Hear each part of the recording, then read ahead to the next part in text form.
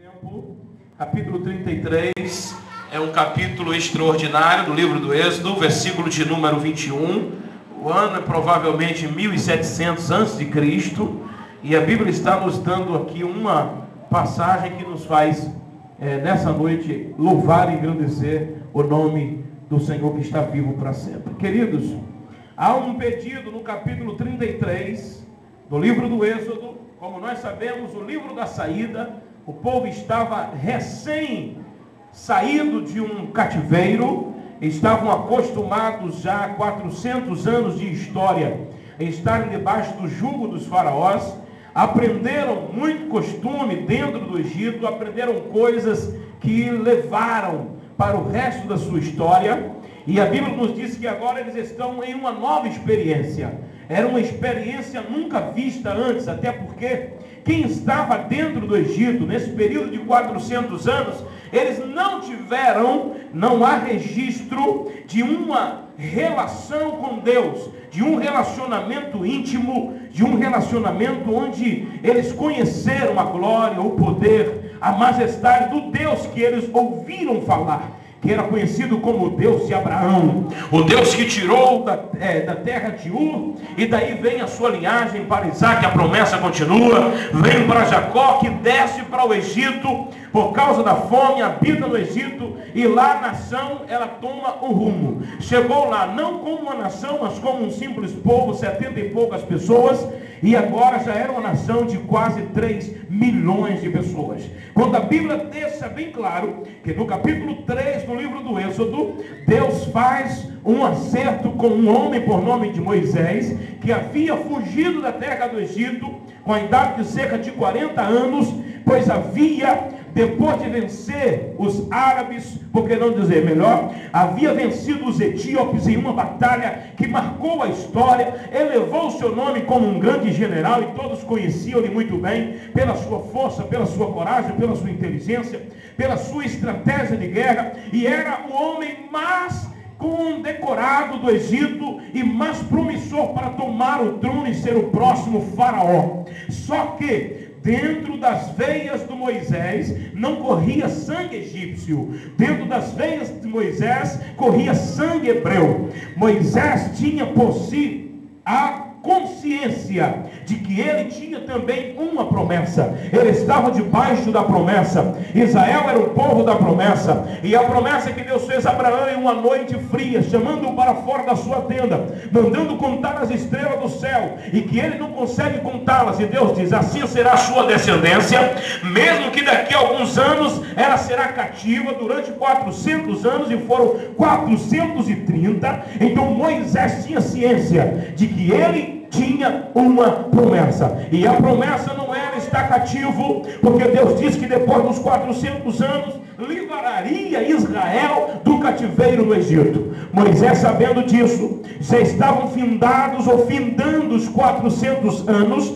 Moisés sai para fazer revista no povo, e diz a Bíblia que ele encontra uma situação que meio que desfavorável, porque um dos egípcios estava humilhando demais um hebreu, e nessa humilhação Moisés toma a frente, acaba brigando com o egípcio, e tira-lhe a vida e esconde na areia. E diz a Bíblia que agora, sabendo que havia um motim dentro do palácio, sabendo que havia pessoas que estavam contra a sua liderança, contra o seu governo, contra ele ser um general e o próximo nome para tomar conta do Egito, eles estavam levantando qualquer motivo para tirarem a vida de Moisés, apagar a história de Moisés e tirá-lo da rota, porque eles sabiam que aquele dali seria um problema para eles. Mesmo não sendo um homem egípcio, mas tendo em si toda a glória que o egípcio queria, Moisés estava agora sendo o alvo. Mas sendo o alvo, Deus preservou o seu alvo.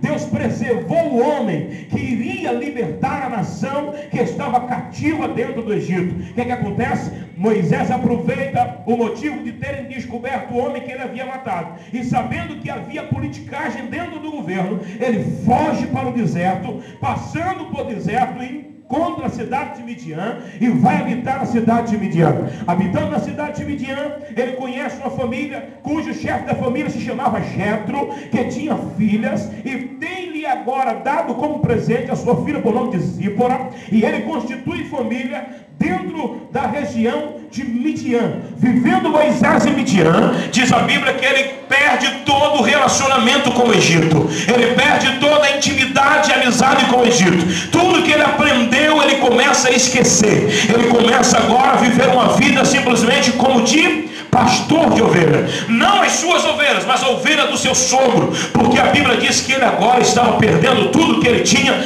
já não era mais um homem condecorado, já não era conhecido como grande general, a sua fama estava jogada na lama, seu nome não era mais conhecido. Mas o mais interessante é que Moisés, aprendendo a falar somente a linguagem de pastor, somente aprendendo a cuidar de ovelhas, nós começamos a entender que a mão de Deus estava trabalhando, pastor Roberto, porque Deus, quando ele quer usar o homem, ele não vai que o homem esteja relacionado com o Egito, ele não quer que o homem tenha intimidade com o Egito, ele não quer que o homem apareça como o Egito. O homem tem que sair do Egito, passar pelo deserto, viver em Midian, porque logo o Senhor vai convidá-lo a levar suas ovelhas para o cume do Sinai, porque é lá no Sinai onde haverá a manifestação da glória de Deus, a manifestação do poder de Deus, a presença do Senhor, condecorando um homem cuja honra estava na lama. Mas agora o Senhor levanta mais uma vez e diz: eu estou te chamando para ir libertar o povo que está no Egito. 40 anos se passaram, Moisés no deserto, agora com 80 anos, Deus lhe dá a responsabilidade de tirar a nação que estava cativa no Egito. Quem você está lembrado da história, está entendendo,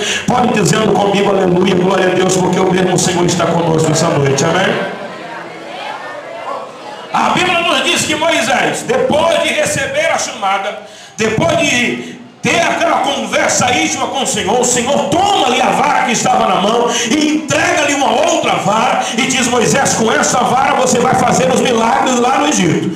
E Moisés parte para o Egito, e como você sabe da história, por causa do tempo, nos permita correr. Moisés tira do Egito a nação que estava cativa, cumprindo-se a promessa, cumprindo-se a palavra que Deus havia dito para o seu servo Abraão. E como Deus, quando promete, ele cumpre, amado. É como contou a nossa querida irmã aqui nessa noite. Pode até a situação estar dizendo tudo o contrário, pode os médicos darem um diagnóstico que não nos agrada, mas quando Deus diz uma palavra, não tem palavra de médico, não tem palavra de psicólogo, não tem palavra de doutores.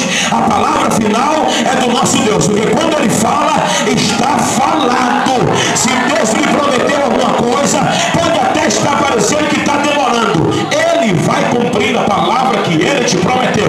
O nosso Deus é como justiça brasileira. Alguém diz: a justiça brasileira tarda, mas não falha. Os conversavam, os outros profetas simplesmente ouviam a palavra e transmitia para o povo. Moisés não, ele subia ao monte e conversava com Deus como um amigo conversa com um outro amigo. E a Bíblia diz que em uma dessas conversas, no capítulo 33, o versículo de número 18, Moisés faz um pedido muito ousado a Deus. Ele diz: Deus, eu não quero ir com esse povo se eu não souber quem é que vai comigo. E ele diz: Senhor, se a tua presença não for conosco, é melhor que não nos faça mais dar nenhum passo, porque se fores mandar anjo, nós não queremos. Se for mandar exército de querubins e serafins, nós não queremos.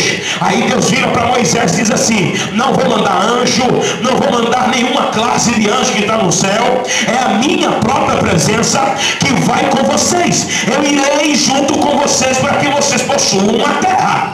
Moisés, depois de escutar isso, ele não se dá por conformado. Ele diz: Deus, eu te rogo que me mostres a tua glória. Quando Moisés faz esse pedido, queridos, parece que Moisés estava como que delirando, porque se fosse nos nossos dias, Deus provavelmente diria para nós: leia o livro do Êxodo e você vai ver que a minha glória está manifestada lá. Leia a história enquanto o povo estava no deserto e você verá que a minha glória estava lá. Se fôssemos agora nos reportarmos ou estarmos presentes a Moisés no momento dessa conversa com Deus, é provável que o nosso pensamento passaria: mas Deus já abriu o mar vermelho, será que Moisés não considera isso como glória? E quem sabe Deus poderia dizer: a minha glória estava ali no momento em que abriu o mar vermelho. Moisés poderia questionar: Senhor, mas ainda não é bastante? Deus disse: eu estive com você no monte Sinai quando lhe dei as pedras escritas com o meu próprio dedo, e a minha glória que encheu aquele lugar, e você viu durante 40 dias o que eu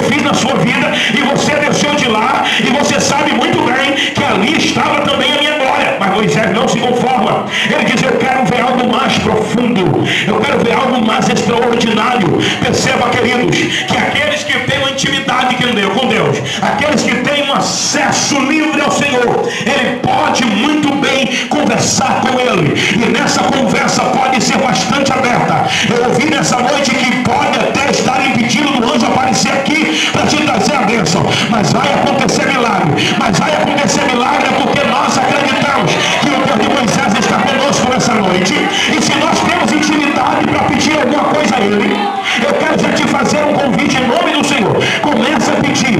Fala para ele o que você precisa. Fala para ele a forma que você quer se relacionar com ele hoje.